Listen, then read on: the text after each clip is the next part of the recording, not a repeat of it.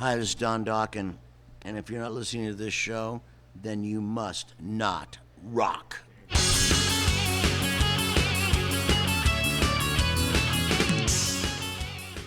Hello again, everyone. This is Ryan Whitting, and you're listening to another episode of Rockin You All Night, where we talk all things rock, all things metal, and all things with strings. And if you don't like it, then you must not rock. If you're ready to get your heart pumping and do some hard rockin', then welcome my guest, Mr. Don Dokken, and we're coming at you from BLK Live in Scottsdale. So sit back, hold tight, and get ready for Rockin' You All Night.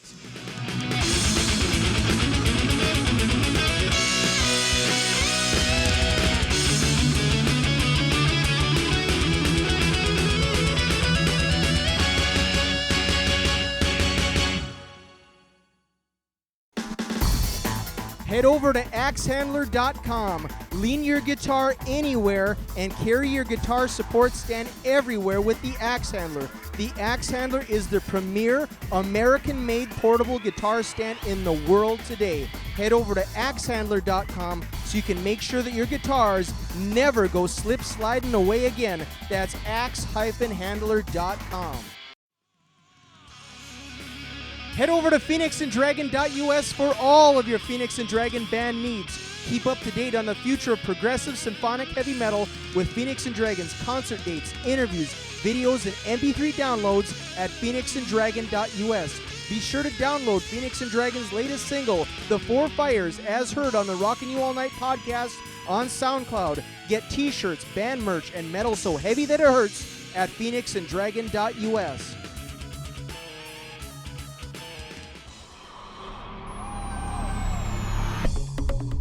You're listening to the two-time bench press champion, the trendsetter, the friend getter, the lyrical miracle, the poet who can smoke and joe it, the man who loves to chat about this or that, the host of Rockin' You All Night and Reacts Radio, Ryan Whitting. We are currently looking for advertisers and sponsors to keep our internet radio show and podcast free for our listeners. So if you have a product, a band, or a brand that you'd love to have hyped, contact me today so that I can play it, fillet it, saute it, and you better believe that I'll slay it. And if you want, I'll rhyme it, chime it, jingle it, Kris Kringle it, and I'll even hit single it. Don't hesitate to throw some numbers my way and be a part of the funnest podcast in the nation today by messaging me at Rockin' You All Night on SoundCloud and Instagram.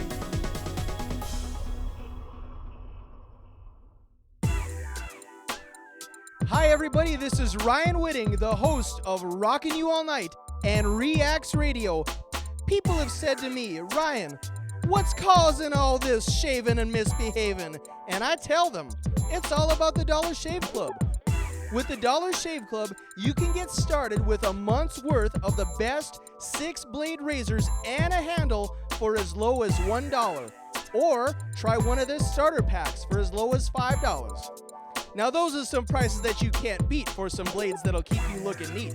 All you have to do is look at my bio on the Rockin' You All Night podcast on SoundCloud and hit my Dollar Shave Club link so that you can keep your jawline looking lean, mean, and clean like mine. Ladies and gentlemen, we are back, and I have with me a man who needs no introduction, so I'm not going to give him one. I'm here with my Uncle D. I'm only kidding, of course. I have with me one of the all-time great frontmen, singers, songwriters, one of the most iconic voices and looks in all of rock music, the future Hall of Famer, Don Dokken. You sure I'm talking about David Lee Roth? Oh, you already got in. Don, how are you, sir? You're looking great. Good. You know, it's a little hot here. It's a little hot. Tell me the agenda here tonight was that we're going to jump in the pool later. Maybe. I brought not only my beach towel, but I brought my beach body, too, so I'm prepared. I can do that. I'm going to take you up on that. I got a beach body. It just looks like a beach ball. You look great, actually. Seriously, though. Hanging in there. You're looking good and sounding good. Just real quick, because I know time is short, we are at BLK Live here in beautiful Scottsdale, Arizona. Don, you were here just about 2 months ago with your band, Dokken, yeah. The full band, and rocked the house.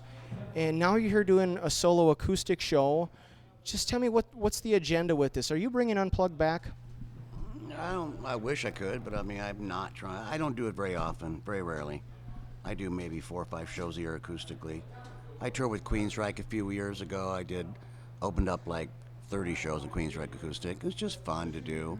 Don't have to do all Dokken song. I do Beatles, Crosby, Stills and Nash, ELP, Three Dog Night, whatever, blues, just jam. It's just loosey-goosey, and it's not a lot. There's no pressure on acoustic. There, it went away. The feedback, great. The feedback is gone. So that's what the agenda is. You're just here to jam a little bit. Is this a warm-up for something bigger? Yeah. Well, tomorrow I got a day off, then we go to Wisconsin to a big show. Big show. Where are you at in Wisconsin? Cadott? No, Racine. Oh, okay, Racine. Is there a festival there? Yeah, it's a big festival, like 15,000 people. Nice, dude. Is it Summerfest? I don't know. I don't pay attention. I think it's Summerfest. I know is somewhere there. Just Racine, Wisconsin. No, I think it's called Rockin the Harbor or something like that. Oh yeah. I have heard of that. They do it every year. You've done it every year. We don't, but they do. Oh, they do it every year. Oh, okay. Fantastic. Let me say this, and I have to say this. I call you Uncle D. You don't mind that I call you Uncle D, right? No. Of course. Jack Russell calls me Pop. Hey, Pops. Hey, Dad. I say that, of course, partly tongue-in-cheek, of course, but I don't say that to be a smart aleck. I don't even say that to be facetious. I do have to say this. You don't get the credit, I believe, for doing something, and I'll speak for the three of us here, Derek and Teddy. You don't get the credit for this. I want to be the first to give you credit for this. With all that you've done, with all of your music, your performances, your lyrics, your releases, and all the years that you've done it, you've not only entertained us and inspired us and motivated us, but in doing so, you've educated us, and in large part, you've raised us. And so that's why I say that, and not to be even a comedian. No, I mean, it's the genre. Right, and I mean that. Like you really have, in a very real way, raised us. Like I can speak for Teddy here. How many hours have you done listening to Don's music, trying to be, writing lyrics like him? How many, my brother here, Derek Whitting, how many hours of basketball practices before, during, and after did you listen to Don's music? Lots, right? How many bus trips going to basketball? Yeah, well, we had our own style, and my lyrics are the way they are, and I wish I knew what that dang feedback was. That's what Teddy's here. He can correct some of that. But I say that because you not only, I say in large part, raised us, but you did a pretty damn good job of it. Well, thanks. I mean that from my heart, because this guy here, he's a high-ranking city official. He's a great father. He has a great job. This is one of the best local musicians there is. We call him Shreddy Teddy for a reason. Yeah. All the things that I've accomplished they wouldn't have happened if it wasn't for your encouragement, the inspiration that you gave, the entertainment, but more importantly, educating us and in large part raising us. So it's something I think you need to get credit for. If I have an impact on anything positive, then I'm happy. You certainly have, and I think now you're going to start to get more credit for that, and it's long overdue. We'll see. At least we're still above ground. A lot of musicians are not here anymore. Amen to that, and it's important that... I don't get it. They're dropping like flies.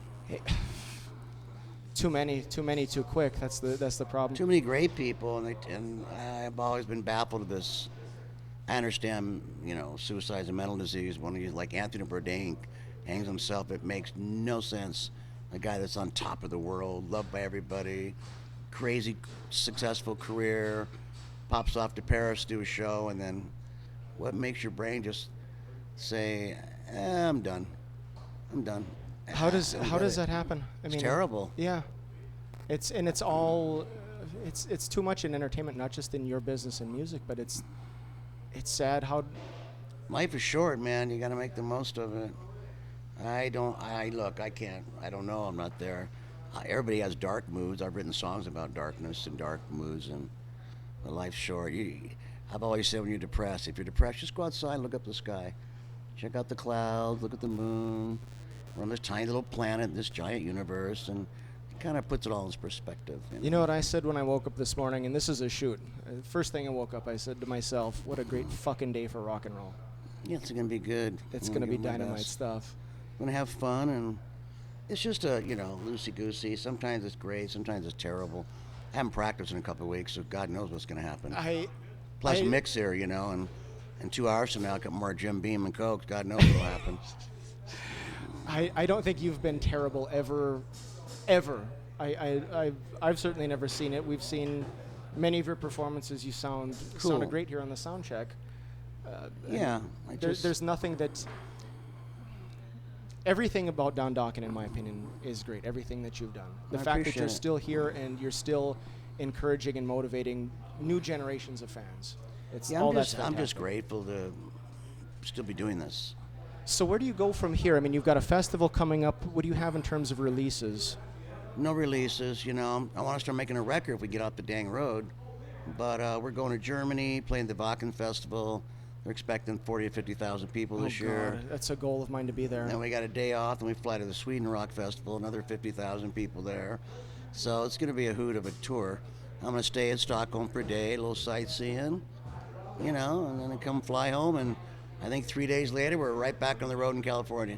What is it with Europe that they get it? They're still hard rock and heavy metal, and here it's not like it is there. I don't get it. It was a huge mistake. We did the tour with AC/DC in stadiums, and we were starting to get our mark in Europe. And some of the boys in the band that remain nameless decided they didn't want to go to Europe anymore. And I said, why? They go, oh, we don't like the food, the women, we don't like this, we don't like that. And I go, but it's Europe, we got to go back. And they just were content to be famous in Japan and America. And that was a big mistake. So we didn't go back to Europe for like 9 years. And people in Europe, if you don't come back, they forget about you. Wow. So you got to keep going back no matter what. It's not a money issue, you just got to go back. And I don't know what it is with Europe. I mean, people always said that Bon Jovi would never break out in Europe. And now he's a stadium act there. He kept going there and dogging it. And during the grunge, they call the grunge years, Bon Jovi was kind of out of favor. And he went to Europe and broke out, man. God bless him for it. I mean, he just kept pushing forward. And the guys in my band didn't want to do it. And I always knew it was a mistake not to. And who doesn't like the women in Sweden? Yeah. Seriously. Oh boy, in Holland and Norway. And I think it was a drug issue. It was touring hardcore, 10-hour bus rides every day. They're just burned out. Is that just being on the hamster wheel too much? Just too much. They're just burned out. Oh. So what can you do? It was a hardcore tour. That's a shame, but you're still here. You're doing it. I have to ask one thing, and I'm not here to talk about the past, but in terms of releases, what does Don Dokken have in the vault? Tell me there's stuff on the cutting room floor that you have yet to release. I want to see a Don Dokken vault. I really don't have any. Honestly, I've taken most of the ideas and put them to pen and put them to music in the last 10 years. I don't have a lot of old stuff. I have a lot of new stuff. I got 30 new songs. I'm dying to get them on the tape. They're all on my cell phone. Wow. My cell phone is just chock full of lyrics, melodies, verses, guitar riffs, grooves, parts, poetry. It's just full. I just got to get it out of me. I just got to get home and do it. That's what I want to talk because I think it's now bands, hard rock bands. They're releasing archives and vaults. Like that's becoming the thing, and fans are loving it because it's allowing us to, one, relive our past, and two, in my opinion, I have to believe there's some things on the cutting room floor that never yet got released that might show how good you really were. Sorry. Nothing. Sorry. Unreal. No, it's not. There's nothing on the cutting room floor. Wow. Not that I know of. Okay. No, any song that wasn't coming to fruition, we just stop and can it.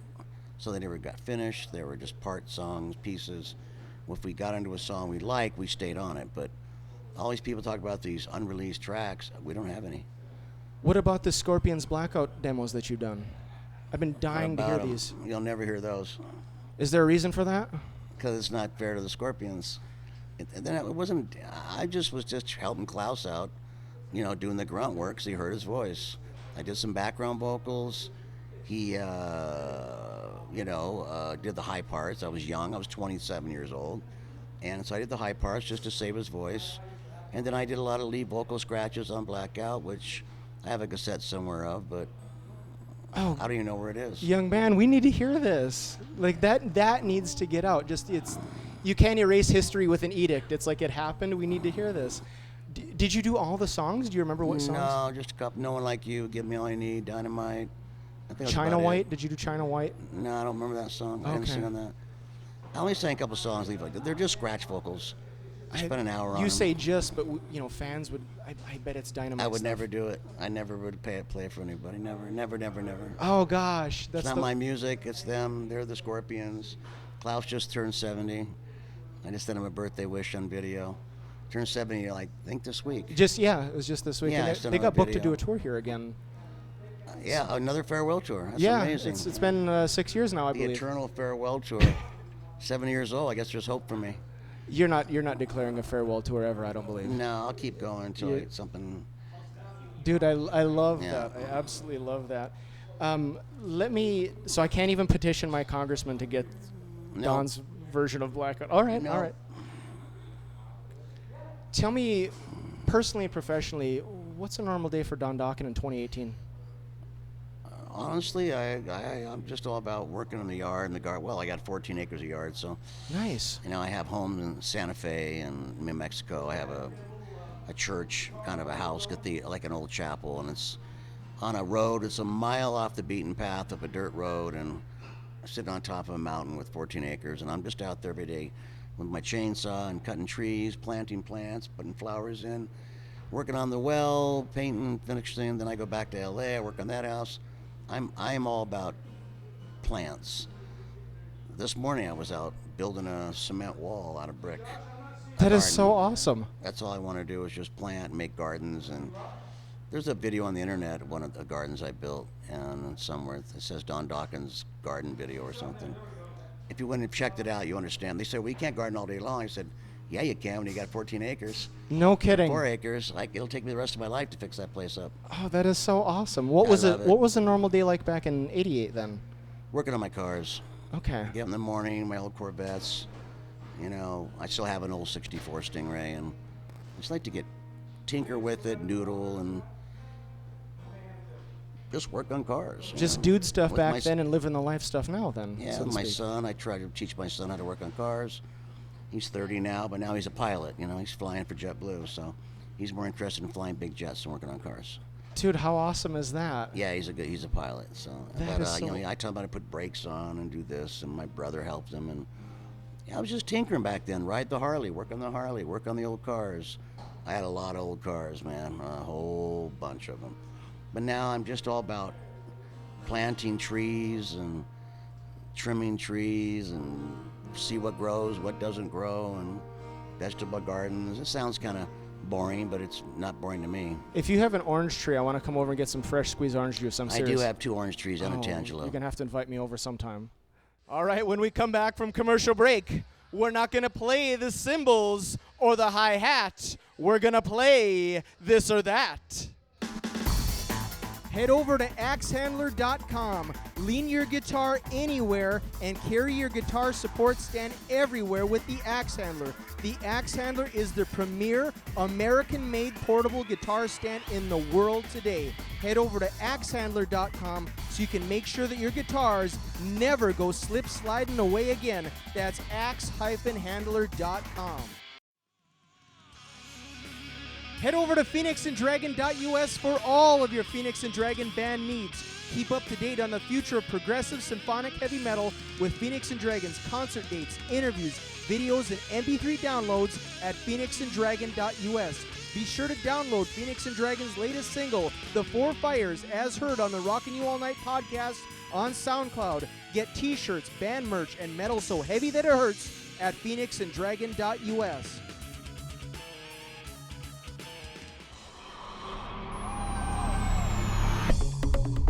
You're listening to the two-time bench press champion, the trendsetter, the friend getter, the lyrical miracle, the poet who can smoke and joe it, the man who loves to chat about this or that, the host of Rockin You All Night and Reacts Radio, Ryan Whitting. We are currently looking for advertisers and sponsors to keep our internet radio show and podcast free for our listeners. So if you have a product, a band, or a brand that you'd love to have hyped, contact me today so that I can play it, fillet it, saute it, and you better believe that I'll slay it. And if you want, I'll rhyme it, chime it, jingle it, Kris Kringle it, and I'll even hit single it. don't hesitate to throw some numbers my way and be a part of the funnest podcast in the nation today by messaging me at Rockin You All Night on SoundCloud and Instagram.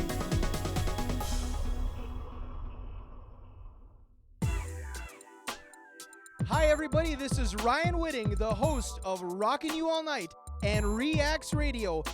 People have said to me, Ryan, what's causing all this shaving and misbehaving? And I tell them, it's all about the Dollar Shave Club. With the Dollar Shave Club, you can get started with a month's worth of the best 6-blade razors and a handle for as low as $1. Or try one of the starter packs for as low as $5. Now those are some prices that you can't beat for some blades that'll keep you looking neat. All you have to do is look at my bio on the Rockin You All Night podcast on SoundCloud and hit my Dollar Shave Club link so that you can keep your jawline looking lean, mean, and clean like mine. 10 is the loneliest number that I never do. 2 is just as bad as 1. It's the loneliest number that you'll ever do. Don, we are back. We're going to play this game. I just have to say this is we're just chit-chatting here. The show that you and Mick did with this acoustic set is phenomenal. I absolutely love it. And so did everyone here. It's just, as we were talking, it's so refreshing to see you guys laughing and smiling and having fun. I love that. Thank you for tonight. Yeah, I mean, it's, no pressure. We don't feel like we have to perform, and we're not doing hardcore rock, and we're doing Dokken hits, but we do them like in a bluesy version, and it's acoustic guitar. I mean, you can't, there's no Marshall amps and no drums, and it's mixed on a tambourine, and mixing's the harmony's great, and it's just a fun thing. I don't do, like I said, I very, very rarely do it acoustic, maybe 3 a year. Wow. Maybe. I think I would love for you to do more because I've been offered, it's showing people how great you really are. I mean, not that they don't know already, but it's showing like we don't need the glitz, the glamour, we don't need the pyro. Here's real musicians. We don't need the light. It's all about singing, performing, playing, and what I like about stripping the Dokken songs down to the bare essence, the way I wrote them on acoustic guitar. Right. That's the way I wrote them. You wrote these that way? Yeah, that's the way I wrote them. Oh, wow. And I just put teeth on them, plugged in a dirty distortion pedal, and and then I tell George, okay, this is the way it goes, and George would learn them, and he'd plug in his Marshalls. But all those hits, Into the Fire, Alone Again, Hunter, It's Not Love, Just Got Lucky, they're all written on acoustic guitar. That's phenomenal. I did not know that. I love this. So That's why I did a solo album that's coming out soon, and I have a couple copies. I wish I had a copy. I'd give you one, but it's all acoustic, piano, strings, just me and a piano, singing my poetry. I would love to hear that because I have this album here. It's called Solitary. You might have it. No, you don't think I have this one here. This is your one live night. I don't think you have Solitary. It's not out yet. Yeah, this was your response to MTV Unplugged, correct? Yes, because it was done after the MTV Unplugged died. I said we'll make our own. And it's phenomenal. I love everything here. But that was a fun show. It is, and George is playing the electric on it. So you got the dirt. Oh man! But it showed that we're all singers and players, and we don't need anything. The songs speak for themselves. Right, and that's what you did here tonight. I absolutely love that. Let me get down to this game, and we'll just have some fun with this. So, all right, this or that. People have been stealing this game from me. Those that have been stealing don't think that I haven't noticed. This or that. Dream Warriors or the Golden State Warriors? Dream Warriors? I don't understand the question, really. Well, it's just, why do you pick this or that? It's a lot of fun. It's not. Well, I picked Dream Warriors because it's the song we wrote. Right. Is that? I'm not a sports fan. Are you? Not at all? No. Okay. Was that your... What do you think was your peak? Was that your peak of popularity, Dream Warriors? No. A year later, we got bigger because we were doing stadiums with Scorpions, Van Halen. Metallica was opening for us. No kidding. Kingdom Come, Metallica, Dokken, Scorpions, Van Halen, and that was scary. We were doing 100,000 people a day. Wow! And we figured out in a month we played in front of 1 million people. Dude, 10 shows, 100,000 million people. That is phenomenal. It was scary. Was Dream Warriors written for the movie, or did the movie people contact you and say we'd like to use that song? No, it was written for the movie. Well, they contacted me, and the director, which I met just about a month ago in a MusicCon thing, and he said, look, I have a movie. It's the third chapter of The Nightmare. We're going to call the movie Dream Warriors. Right. 3, Nightmare on Street 3. So I want a song, but the word has to be Dream Warriors. Right. And the lyrics have to be about going to sleep and your nightmares and dreams. So they basically told me exactly what I had to do. It had to be about dreams, nightmares, and then Dream Warriors. And the people go in their dreams and fight Freddie. And right. So that was the template to write the song, and we wrote it for him. And the song is so killer, no pun intended. That's, to me, I love that song. I love that movie, and that sets you apart from so many bands, because you're not then just this iconic band. You're part of one of the most iconic horror franchises ever, certainly within the top 10. Yeah, probably. I love that. And it was fun doing it. I just like looking at Patricia Arquette, who was like 18, little skinny, little blonde, and she had those, That's the blonde in the video. She's endowed. Yes. That's Patricia Arquette. Yes. People don't even know that. Right. Because she went on, 15 years later, with all her success with Medium, a huge hit TV series, and another TV series. But that was her. That was her first movie. No kidding. Patricia Arquette, that was her first movie. She was like 18, and she showed up, and we kept laughing because it was really cold in the warehouse where all the sets were. Mm-hmm. And I said, the director said, dude, you got to put some pasties on those nipples. I'm like, dude, you're killing us. She's too young, but I mean, her nipples were sticking out through the blouse. No kidding. And I said, you can't dangle meat in front of a lion. Do you really want that on the video? And he's like, what I noticed, I go, dude, her nipples are sticking out through the blouse because she's freezing. Right. You need to get some duct tape or some shit. And they did. They did, yeah. And they did. So next question, this or that. Slightly related, Freddie Krueger or Freddie Mercury? Again, I don't understand the question. I mean, Freddie Mercury, genius singer, 4-octave range, opera singer. Did you get to see him live? Once, just once before he died. Yeah. Where at? In the I think it was the Forum in L.A. After they knew he had AIDS. Right. Hollywood Records signed him, which was a Disney label, and they gave him millions of dollars to do what they knew to be the last record. Right. He was sick. Oh yeah. And he had AIDS, and I used to go over to Roy Thomas Baker's house, famous producer, and Freddie would be there, and he was skinny, and he looked unhealthy, and they did the album, and they did one show, and so I said, I better go see this, because it might be the last time. But he sang great, he performed great, he sang perfect, and he was very sick. Yeah. But he did it. Was he one of your mentors growing up? Oh yeah, I mean, when I heard Stone Cold Crazy, that was like a metal. That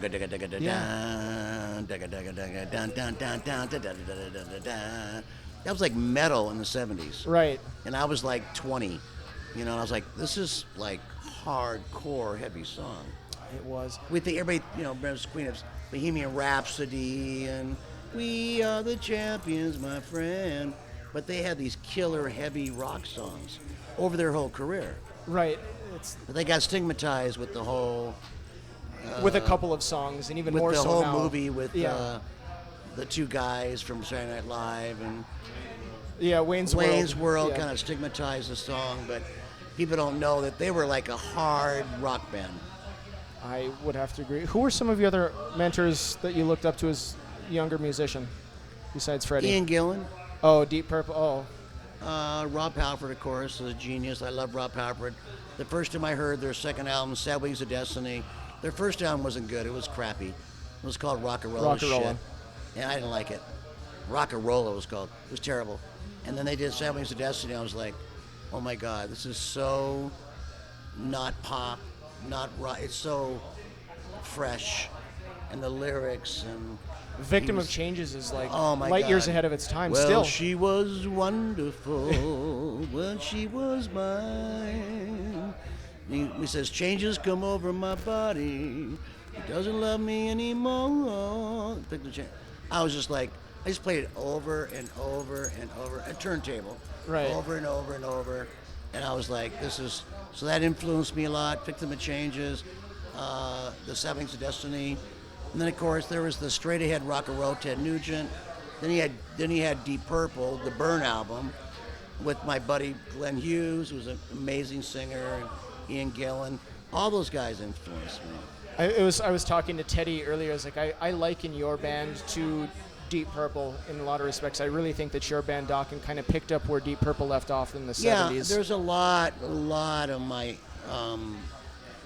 influence with Deep Purple. I mean, Glenn Hughes actually lived in my house for like a long time. No kidding. Yeah, Glenn lived with me for like 8 months. He was, he tells in his book he was fucked up on drugs. Yeah. And the only sad thing is he left out the part about, and I was really fucked up and I was doing drugs. I had a heart attack. Then I came to L.A. and I'm like, no, you left out a big part. Yeah. That I was paying your rent in Atlanta, paying your rent every month because I wanted you to get better. Yeah. And then he took the rent 1 month and spent it on drugs. So I said, screw you. So he got kicked out. I flew him and his girlfriend at the time to L.A. They lived in my house for 6 months. I gave him a car to drive. I supported him. He lived in my home. And I said, there's only one rule, no drugs. Right. No coke, no nothing. Glenn, you're going to die. And everybody's picking on him because he would gain a lot of weight. They called him Glenn Huge. Oh, fuck that.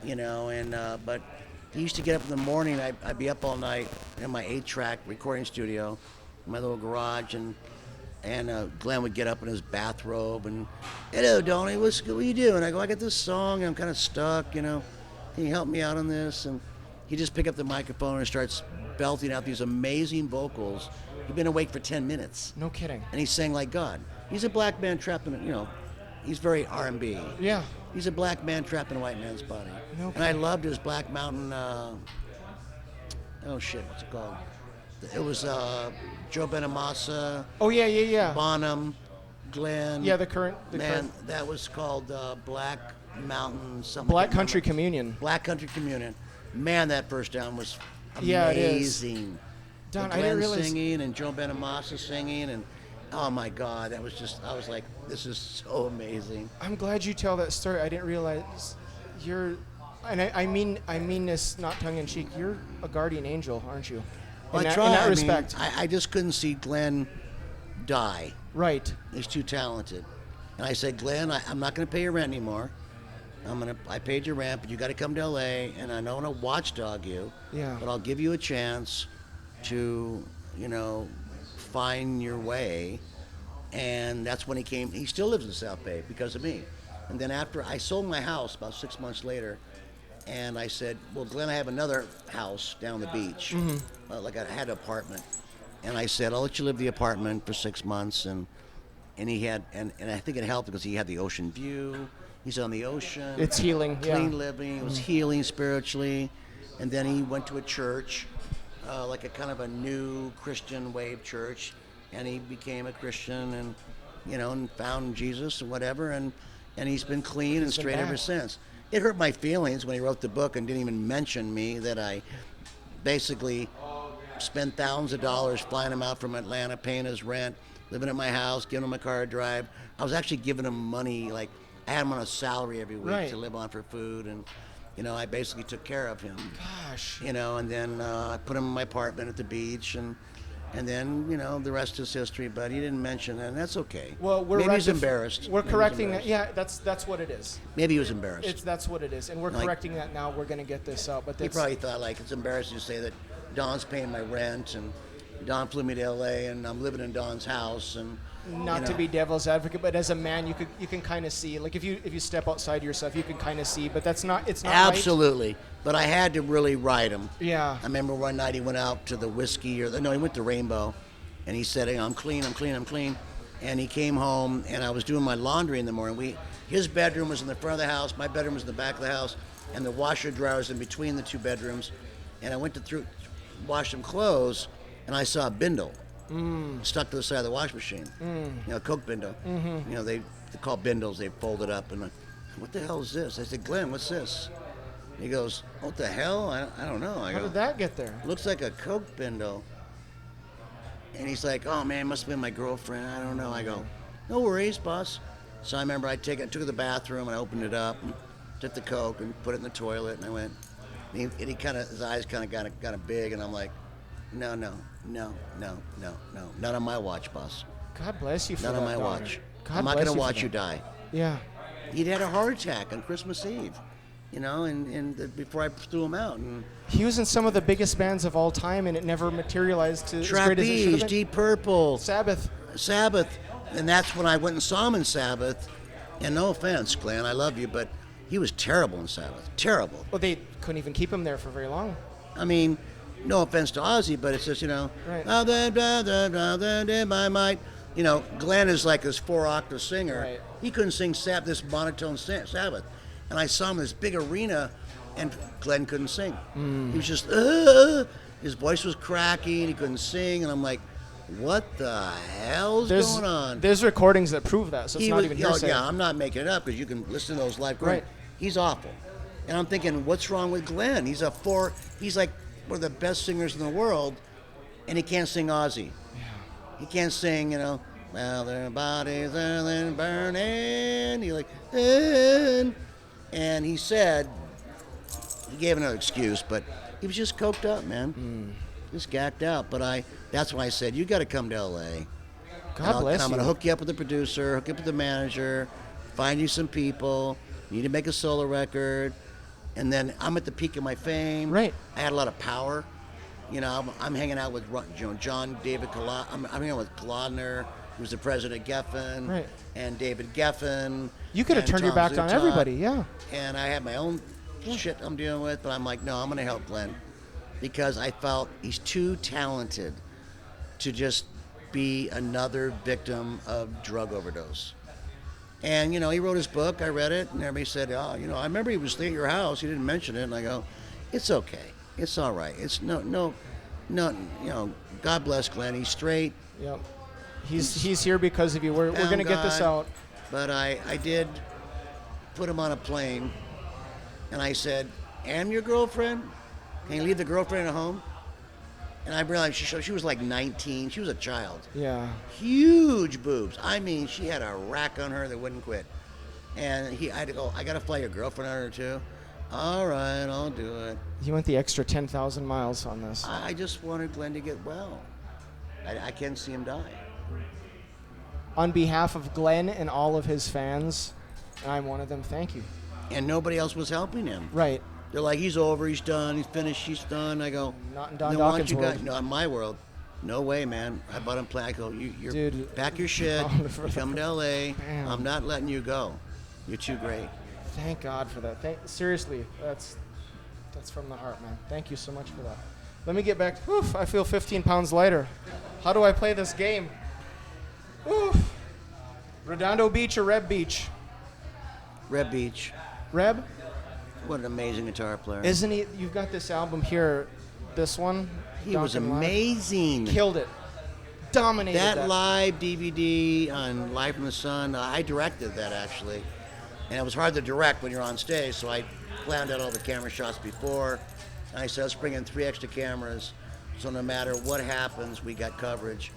And Reb just shredded. Yeah, he did. Reb told me when he was getting ready to try out for Whitesnake, I made a video clip of all the moments in Life in the Sun. Oh. Like all the glory shots I made of him. Yeah. Like there's this thing, one shot he's doing a solo, and there's this spinning Jesus-like light behind him spinning around. It's all like special effects. Right. So I made this little video clip to make him look like he's God, and he gave it to David, and David gave him the audition. He got the band, which I didn't understand though. I love Doug Aldrich, but I was very shocked when David made him second guitar, not first.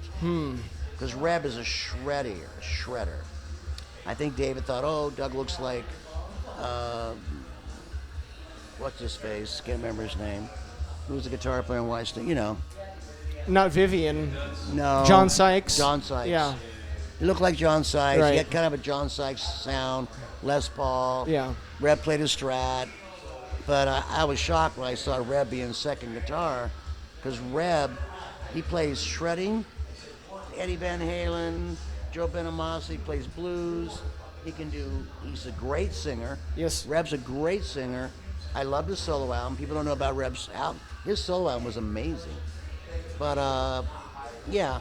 And the funny thing was, he was still in Dokken, and I just gotten a phone call on Friday, and they said, oh, you have an offer to go out on tour with Whitesnake. And I went, really? Yeah, it's going to be Whitesnake. It's going to be Dokken, Whitesnake, Scorpions. I went, fuck yeah, man. What a bill. Dokkens, Whitesnake, Scorpions. And the Scorpions are my friends. Right. Know? This is going to be great.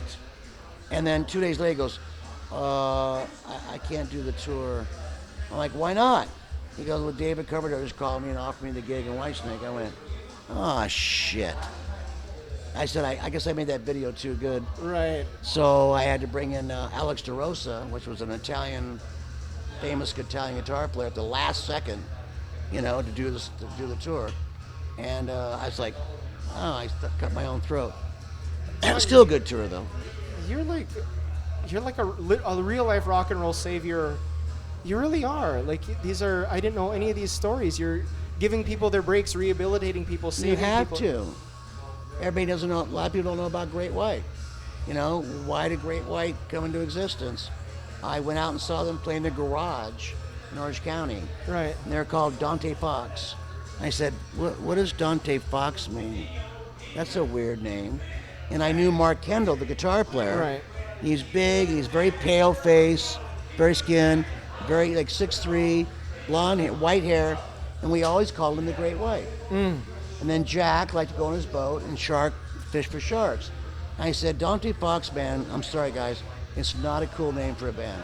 It's not happening. So I said, you guys should change your name to Great White, and if you do, I will take you in the studio, and I'll pay for it. Jeez, with Louise. Michael Wagner, one of the biggest producers of all time, engineers, and I'll produce your first album, which was Out of the Night. No kidding. So I produced, and I found them in a garage, took them in the Total Access Studios in Redondo Beach with Michael Wagner. I helped Jack with his vocals, and learn how to be a singer a little bit, because he's a great singer, but he was young. He was 22 Right. years old. And I had to teach him how to not sing on key and don't sing flat, and you got to listen in one ear and don't get ahead of the beat, and you got to pull back in one ear and listen to your other ear and be in tune. And I guided him. That's why whenever he calls me, he goes, hey Dad. He calls me Dad. He goes, hey Dad. I go, hey. He calls me Pops. Hey Pops. Hey son. He calls me Pops. I call him son.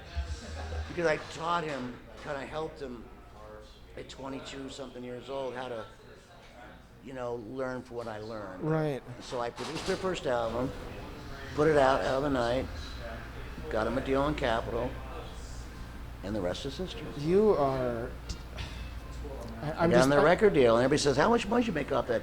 Great White sold millions of records. You must have made a fortune. I said, no. That wasn't what it was about. There used to be points back then. You get 3 points or 4 points, which means you get 25 cents a record if you discover a band. So I would have made $1 million off of Great White. But I said, no, I didn't make that deal. I was just trying to help them out. No kidding. I got my own shit going on with Dokken, all the problems with George and Jeff and Mick. I go, I'm just trying to help them out because I'm a Buddhist, and everybody knows I've been a Buddhist for 35 years. And I said, no, I'm just paying it forward, boss. Wow. So I helped out Jack. Same with the band Black and Blue. I found them in the Troubadour, and I took their demos, put them in the studio, did 4 songs, produced it, fixed it, took it to John Kolodner, and got him a deal on Geffen. Now Tommy's in Kiss, killing it. Now Tommy's in Kiss. And when I got them their first record deal on Geffen, they're like, well, we want you to produce the album. But I was getting ready to do a huge world tour. So I said, well, I can't do it. I tell you what, I'll give you to Dieter Dierks, who produced Scorpions. Scorpion, yeah. And that's everybody goes, why did Black and Blue go all the way to Germany to do their album? Because I said, go to Dieter. Dieter and I have the same thought process. Go to Germany. Dieter produce the album. He'll help you out. Dieter will send me the mixes. Get my opinion. And that's the Black and Blue story. Your legacy is much. I'm so glad you're sharing these stories. Those are your guys. Wow, dude, your legacy is not just lead singer, songwriter. It's I don't even know how to categorize it. You're, dare I say, musical genius. I don't You know, have I to just- to discover all these, Don. Thank you for all of that. If these guys never thanked you, on behalf of their fans, I thank you. They might not have made it. Great White went on, and Black and Blue went on, and I produced a band called Shy. It was an English band. I put them in the studio. I produced a single only, and they went to #1 in England. No kidding. And I did XYZ. Inside Looking Out, I produced that whole album. They were just they're from France, Yeah. and they were French. And I had to laugh at Terry, who's now in the other Great White, Right. Terry Luce. Right. And he had XYZ, and I had to laugh in the studio, because the ballad was called "What Keeps Me Loving You," and he kept saying "What Keeps Me Loving Lou." He kept saying Louvre. Couldn't say it. Yeah. I said, no, the Louvre is a museum. Loving Louvre. I go, no, it's loving you. But he had that heavy French accent. Right. And we laughed about it, and he go, I said that. I go, no, the Louvre is a museum. Louvre. Yeah. In America, we say love. And we went on for hours and hours trying to get his French accent out of the lyrics, because I couldn't understand what he's saying. Yeah. He's singing the song, I go, I'm sorry, Terry, I don't understand what you're saying. When if you don't hear it, the fans don't. If I, as an American, can't understand Yeah. what the fuck you're saying, The fans aren't going to be able to. no. Yeah. So I had to you can't say Louvre and but, no, it's what, not what keeps me loving you. I go, that's not loving you, it's loving you. Yeah. So we went around and around and around on that. And I produced their album. They put out their first singing, Inside Looking Out. They got a little criticized for the single because they don't do harmonies. I said, what do you Of mean all you things don't? to criticize. Wait a minute, you don't do harmonies? You gotta do harmonies. And Terry's like, I don't do harmonies, Don. I mean harmonies. Right. Inside out. I want to stack it up to the hilt like Dokken. Right. He couldn't do it. So I said, I'll do it. So I sang all the background vocals on the album. And I tried to mask my voice and change my tone. Instead of going, love, lamp, I tried to go through my nose and make it nasal. I tried to change my tone, my voice, so people wouldn't recognize me. Right. But when the album came out, a lot of reviewers said, oh, the album, they call it XYD.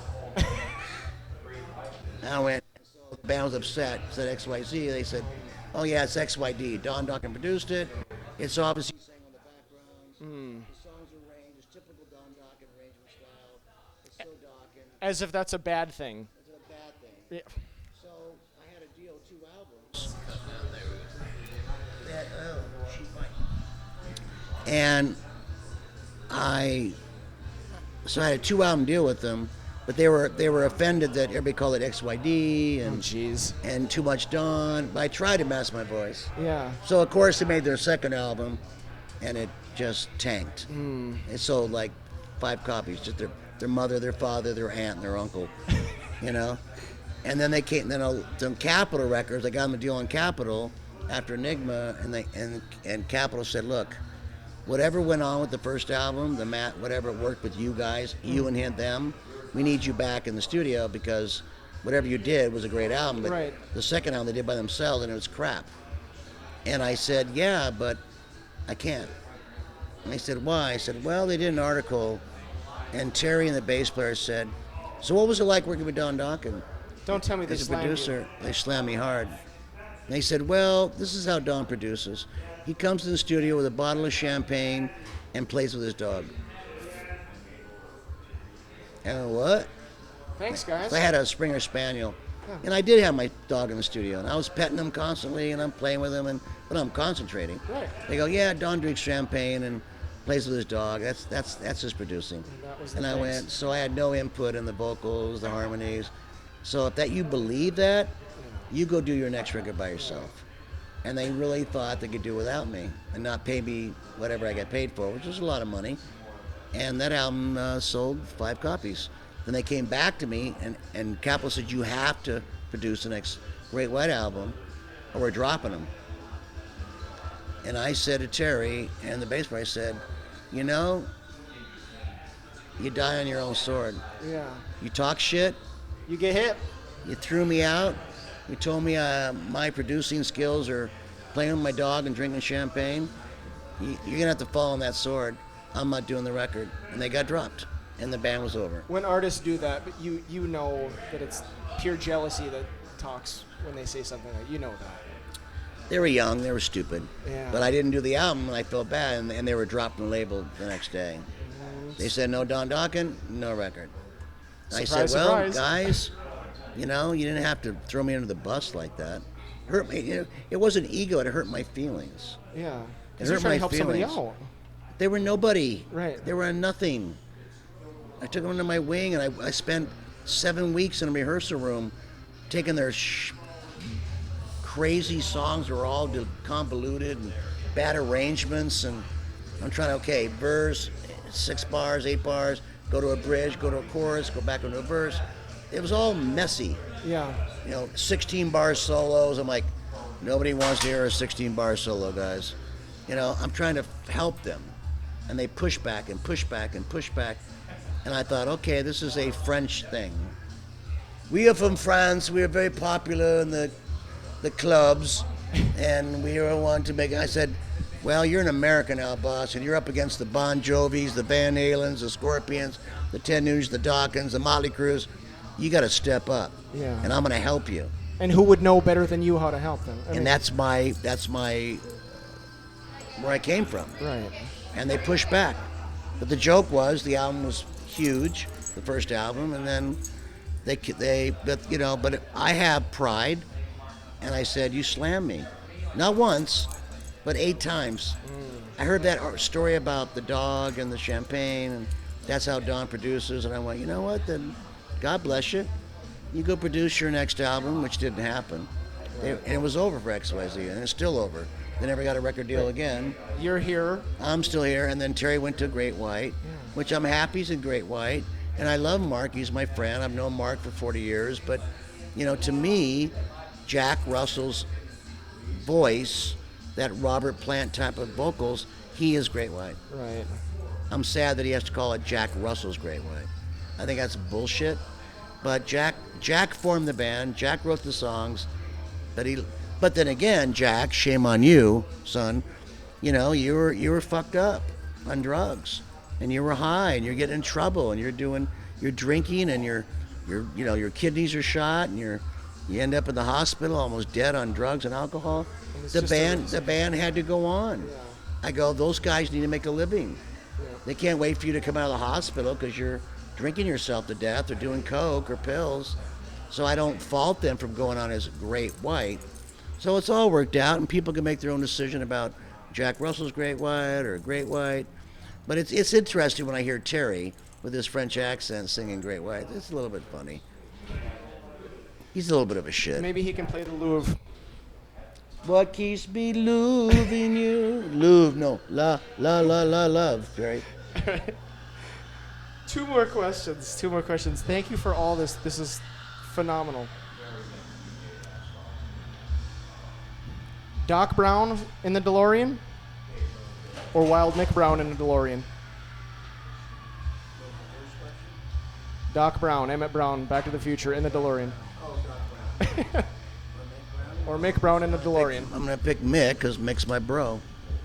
Phenomenal drummer. And I've got a head of him here. Sound Night, great singer. Yeah, I mean. His pitch. He's got a husky, the, hey, it's Mick Brown. That's Wild Mick Brown. Yeah. Like when you see Mick and he's got that cigarette, you go, hey, oh, wow, it's Mick Brown here. But when he sings, it's perfect. When you guys did the Beatles songs up Perfect. here. Perfect, it was. He nailed it. I had to sit up very front. I'm like, oh my God. He nailed it. Yeah, phenomenal He's a great singer. I was talking to him outside before you guys came up, and he was telling me things that I won't repeat here, and I'm just like, oh my God, just the stories. What he was telling me was the fun times that you guys had through all the years. Lots of fun and times. And you're still having the fun times, and I love that. Well, yeah, it's even better now because, look, we don't need to do this to make money.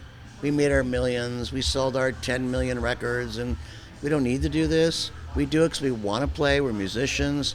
We want to play. But if it was not fun, we'd all just go home. Yeah.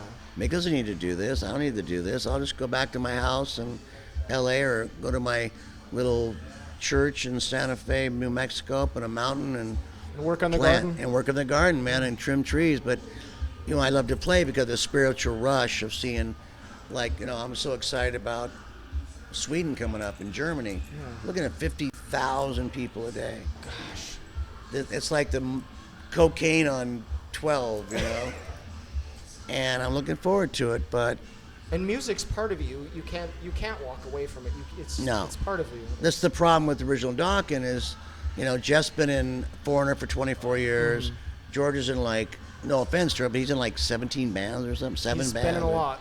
Yeah. He's in a ton of bands. Right. He just throws it out there. Yeah. KXM and this and that, and now he just did an album with Jeff and Mick, and I'm like, whatever. I do Dokken. Right. That's my bread and butter. But we did the Japanese reunion tour. It was all fine, but and everybody said, and they offered us an insane amount of money for 2019 to do a Jeff Pilson, George Lynch, Mick Brown, Don Dokken, and I had to say no. It's just not worth it for the headache. I don't know if it'd be a headache, but I love playing with John Levin. Right. I love playing with Chris McCarville and with Mick and me. We are an amazing band. You just saw us 2 months ago. That band is smoking. Yes. Why would I want to go and revisit the past, unless it was for money? Mm. If I was broke and the IRS was taking all my shit, I go, all right, George Lynch, Jeff Pilson, let's go. But I'm not broke, so.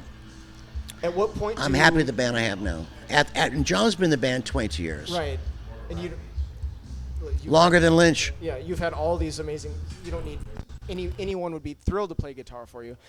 John Levin. Right. Reb Beach, Alex DeRosa. I mean, I've had every guitar player in Dokken has been amazing. Exactly. At what point does an artist like yourself say, "Listen, we don't need the money, but we want to do this for the fans, despite the other?" I did BS? it. They said for the fans, I would do it. I did Japan. Okay. They're like, okay, $800,000, 5 days. Okay. $800,000? Well, I'm not stupid. Yeah. I'm not high.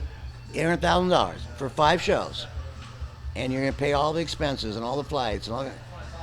And I called George, and I go, $800,000, boys. We'll make our deal between us, how much who gets what, and we did it, and it was great. The DB came out, went to #1. It's still top 30. Right. It's been out a month and a half. It's still in the top 100. It's blown out. The video, well, that was a shocker because we did the video, and they said, well, but the contract says you have to write a new song. I went, what? New song? What?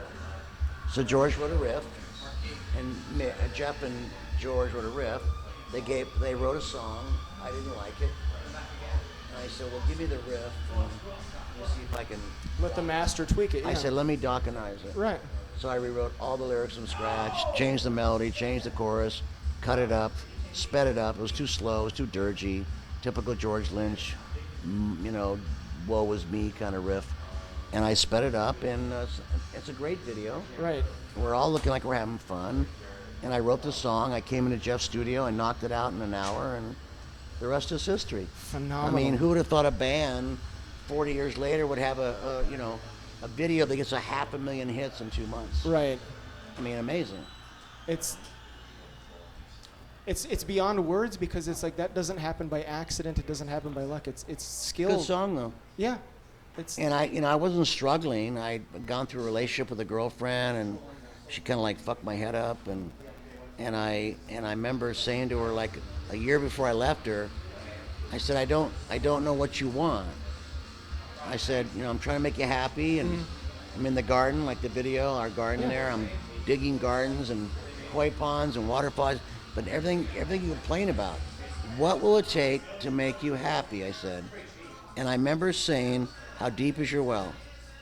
The metaphoric. Mm-hmm. How much water do I have to put in that hole till you're happy?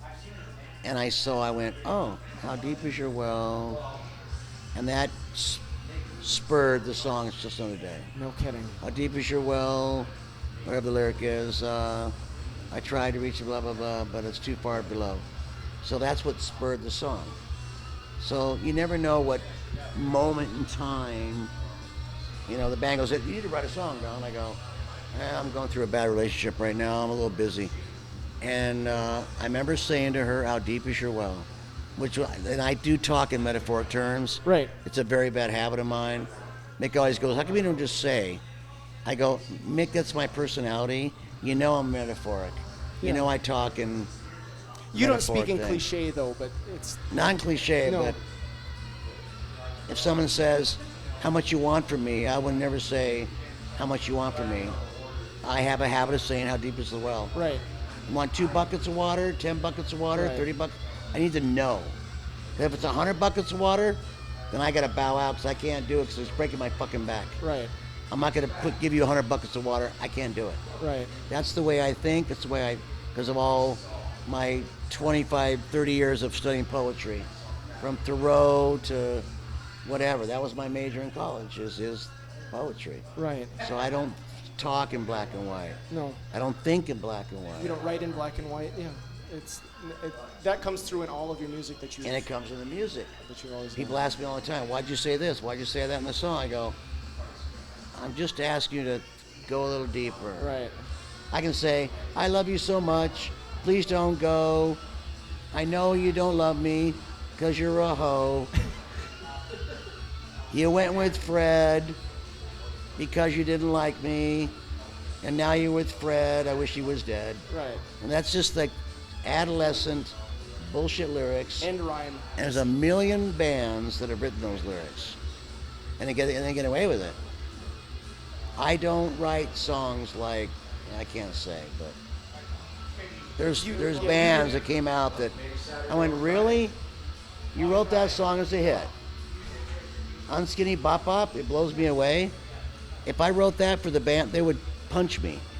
This is part of They why would punch me. Fans wouldn't even expect that from your band. This is why I say, like, you guys picked up where. No I offense to left Poison. It's No. a clever song, pop song, fun song. I'm not knocking CC or Brett, but It's not Don Dokken. my brain doesn't work that way. No. I don't write unskinny bop bop. No. And your fans would scoff at that because they know you can do more. They would crucify me. Right. They expect more. I They want totally poetry. They want love. They want sadness. They want happiness. They want, or they want irony, like it's not love, where I'm being sarcastic about.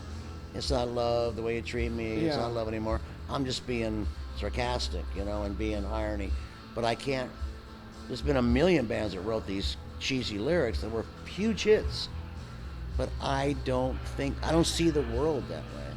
It comes through in everything that you do. All my lyrics, I take it very seriously. It shows. I guarantee you if I would have wrote, Unskinny Bop blows me away, Unskinny Bop all night and day, the band would have said, you're an idiot. Try again. You're a moron. You try again. Yeah. Unskinny, what the fuck's Unskinny Bop Bop mean? Or Smoking in the Boardroom, well, that's a remake. But, Right. Or, any song, like, I can't do it. No, it's not you. It's your fans would require more of you, and so would your band members. That's for sure. I'm not trying to be deep, like ELP or, Right. Emerson, Lake and Palmer was deep, but that was prog music Right. back in the day, prog, and Yes.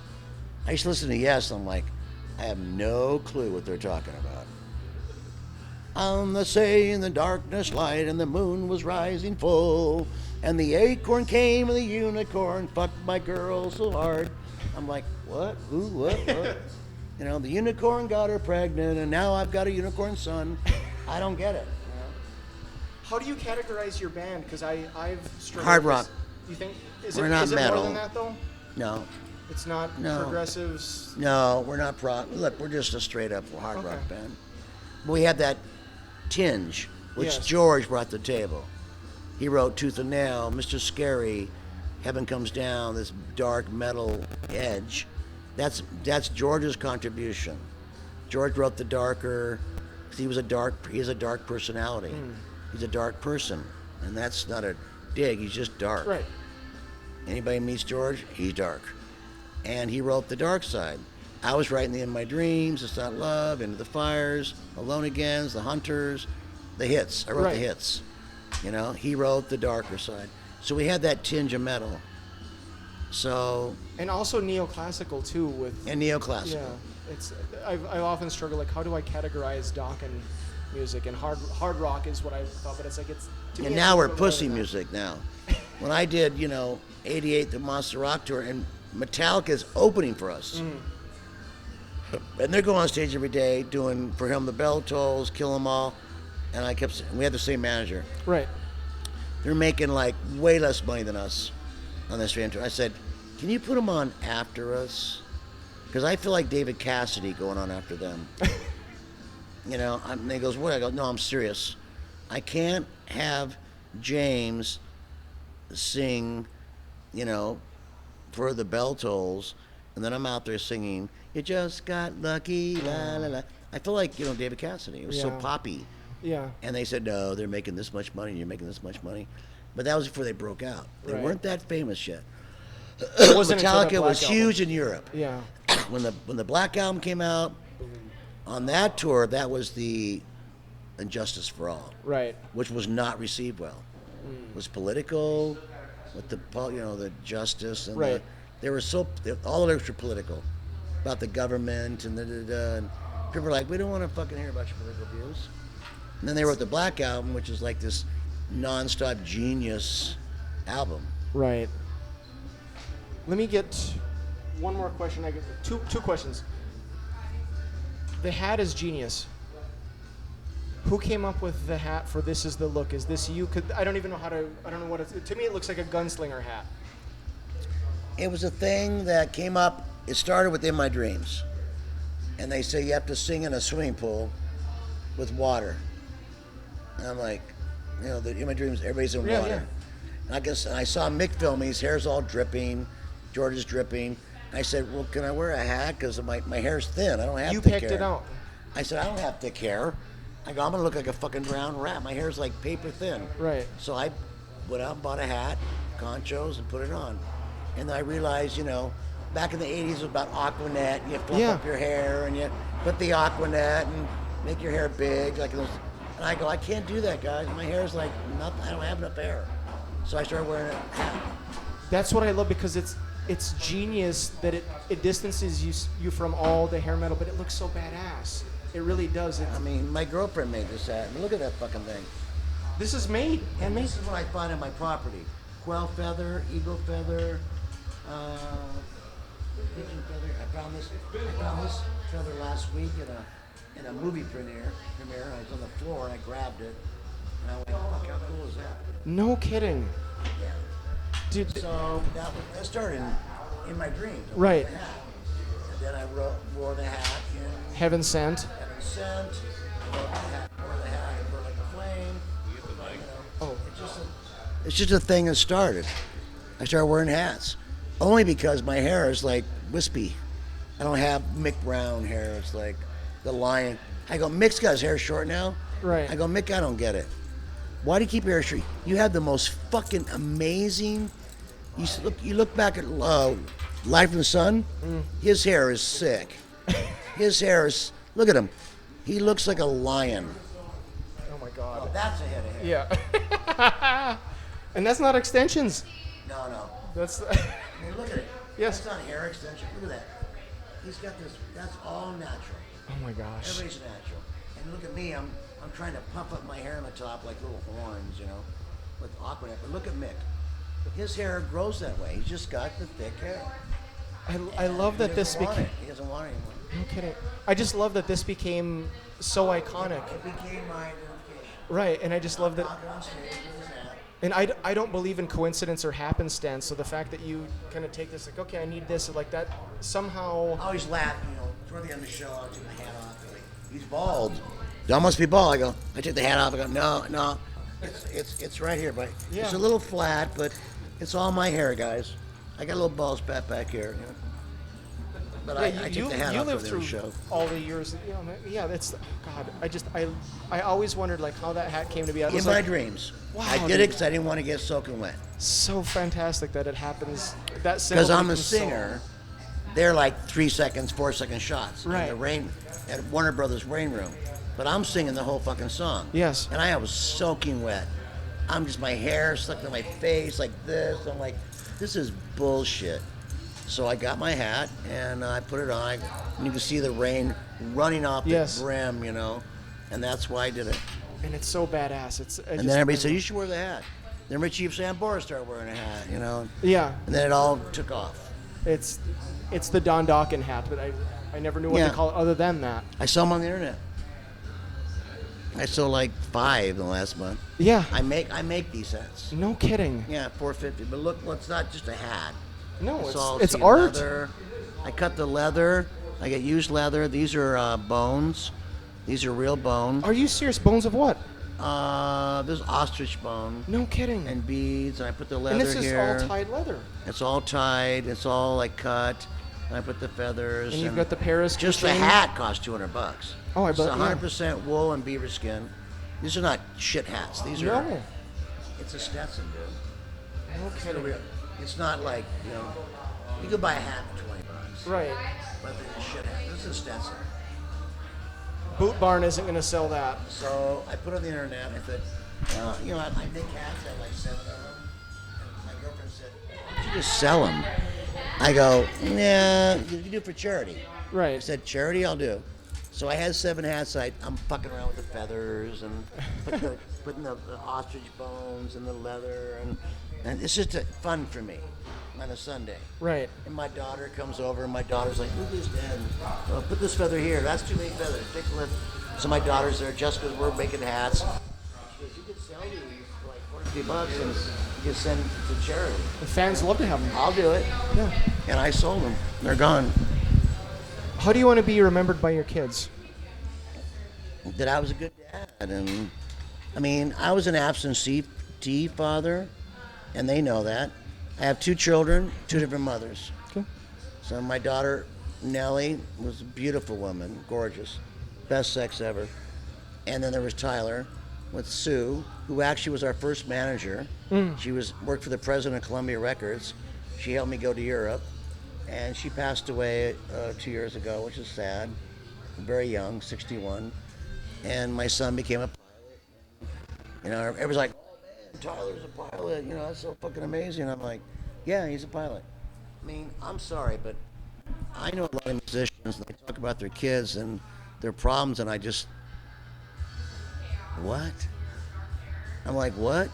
Well, she's in jail, and she's in rehab, and she's been arrested for crack 7 times, and blah, blah, blah. And I can't say who the musicians are, but I know a lot of musicians, their kids are a mess.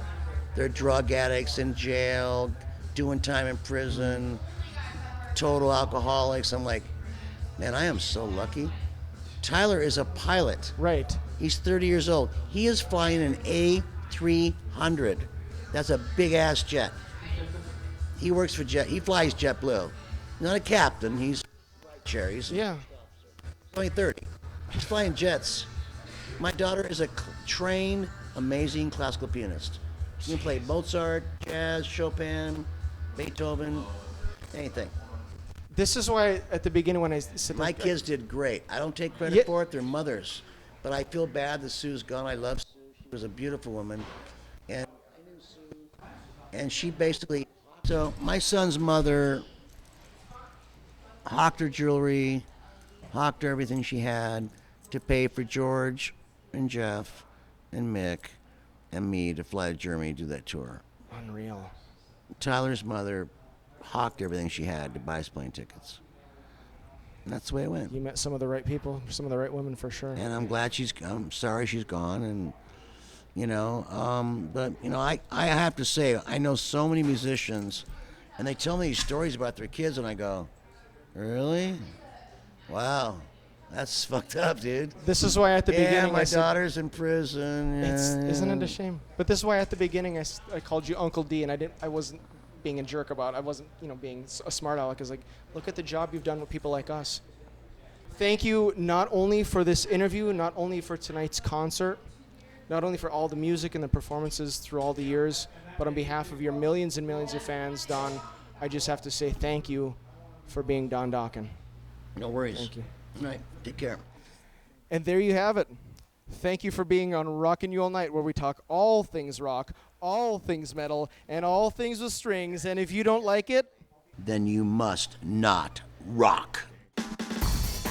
Head over to axehandler.com. Lean your guitar anywhere and carry your guitar support stand everywhere with the Axe Handler. The Axe Handler is the premier American-made portable guitar stand in the world today. Head over to axehandler.com so you can make sure that your guitars never go slip-sliding away again. That's axe-handler.com. Head over to phoenixanddragon.us for all of your Phoenix and Dragon band needs. Keep up to date on the future of progressive symphonic heavy metal with Phoenix and Dragon's concert dates, interviews, videos, and MP3 downloads at phoenixanddragon.us. Be sure to download Phoenix and Dragon's latest single, The Four Fires, as heard on the Rockin You All Night podcast on SoundCloud. Get t-shirts, band merch, and metal so heavy that it hurts at phoenixanddragon.us.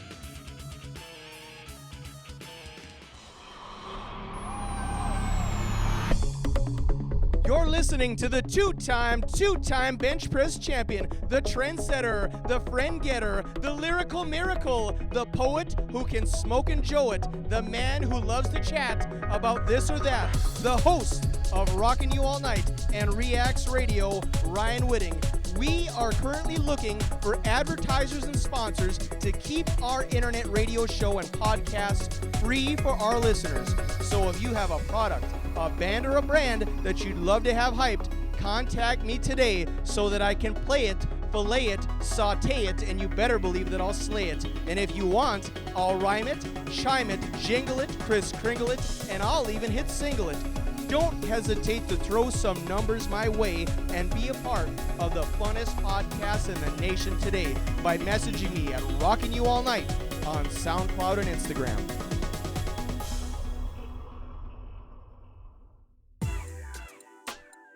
Hi everybody, this is Ryan Whitting, the host of Rockin You All Night and R.Y.A.N Radio. People have said to me, Ryan, what's causing all this shaving and misbehaving? And I tell them, it's all about the Dollar Shave Club. With the Dollar Shave Club, you can get started with a month's worth of the best 6-blade razors and a handle for as low as $1. Or try one of their starter packs for as low as $5. Now those are some prices that you can't beat for some blades that'll keep you looking neat. All you have to do is look at my bio on the Rockin You All Night podcast on SoundCloud and hit my Dollar Shave Club link so that you can keep your jawline looking lean, mean, and clean like mine.